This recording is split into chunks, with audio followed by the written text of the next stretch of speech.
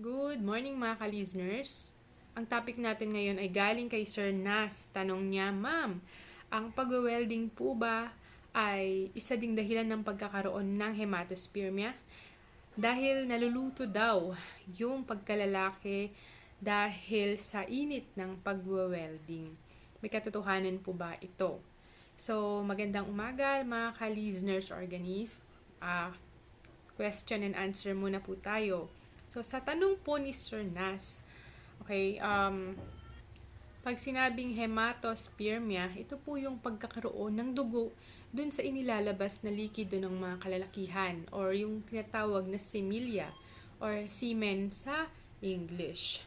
So, kapag daw po exposed sa matinding init dahil sa pagwa-welding, syempre makaka-apekto po talaga ito sa itlog ng mga kalalakihan. So, lalo na kung sobrang direct heat or mainit talaga, ang nangyayari is naapektuhan po yung sperm quality, motility, and napatunayan din po ito sa ilang pag-aaral ng mga kalalakihan na ang trabaho ay pagwe-welding.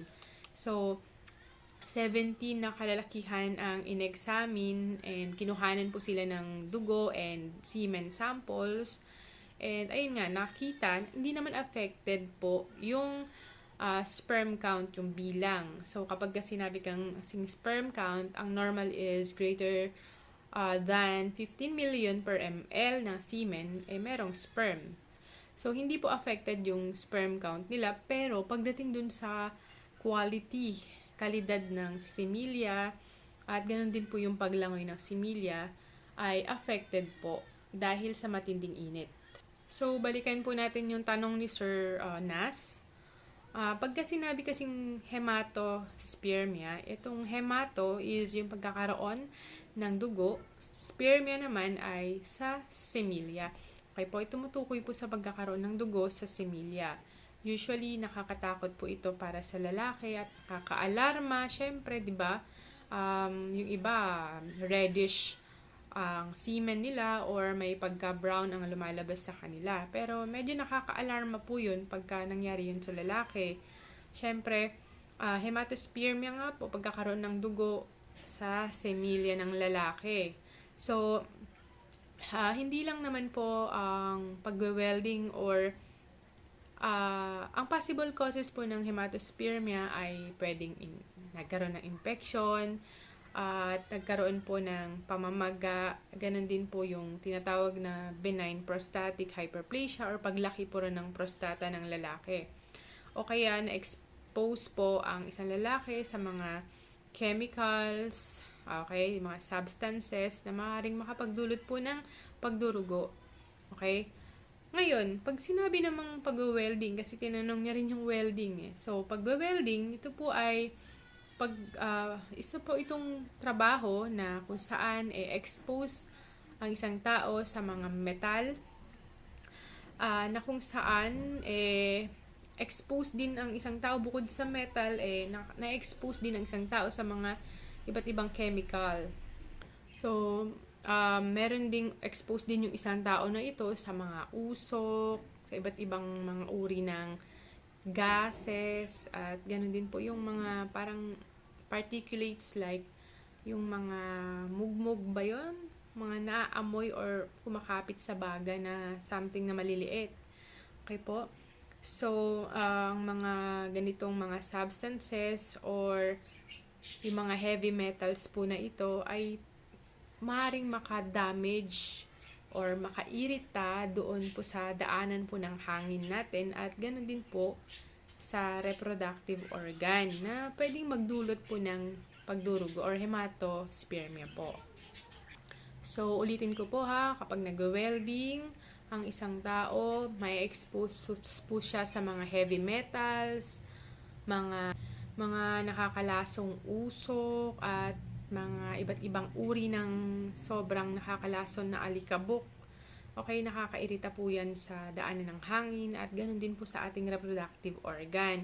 At bukod sa heavy metal, sa mga usok, alikabok, exposed din ang lalaki sa matinding init. Okay po, kapag lalo na kung walang proteksyon, walang suot na PPE, ang isang nagwe-welding directly napupunta or nakukuha niya. Okay? Yung matinding init na galing po dun sa welding. At talaga nga namang makaka-apekto po ito sa reproductive system ng isang lalaki.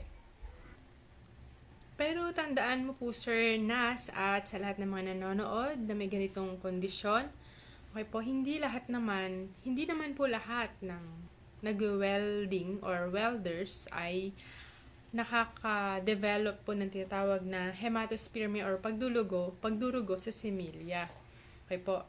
Nakadepende po ito kung yung tao na ito ay madaling mahina yung resistensya or madaling kapitan ng sakit or siya po ay or yung exposure level po niya wala talagang any PPE or talagang yung iba nga pa lang kahit man lang mask or kahit man lang yung protection sa mata wala.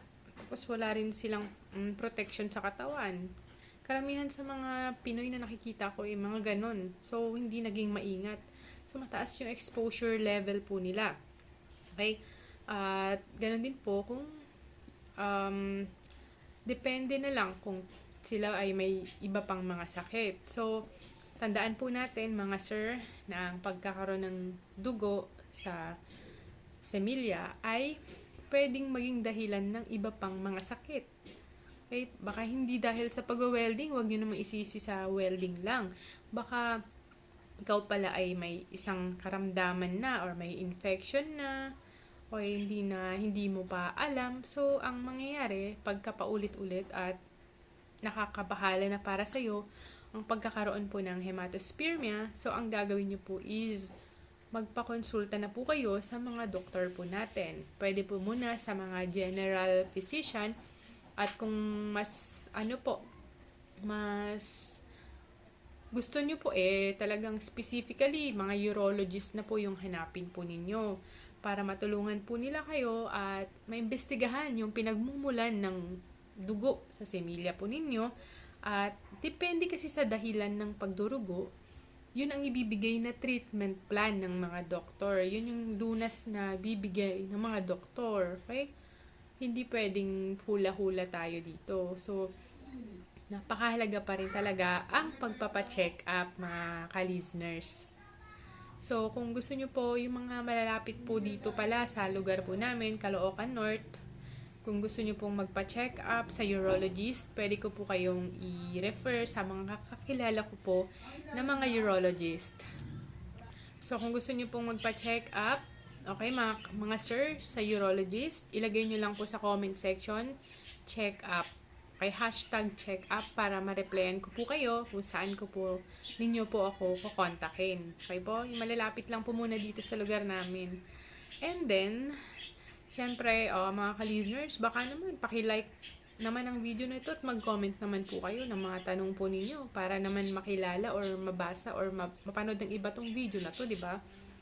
So, last advice, okay, kung kayo po ay nag-welding na, okay, talagang yun yung trabaho po ninyo or madalas po ninyong gawin or hobby po ninyo ang pag-welding, at meron po kayong concern na na-expose kayo sa mga substances, usok, mga alikabok ng pag-welding, napakahalaga po, lalo na kung duda kayo napakahalaga po na magpa-check up po kayo, okay?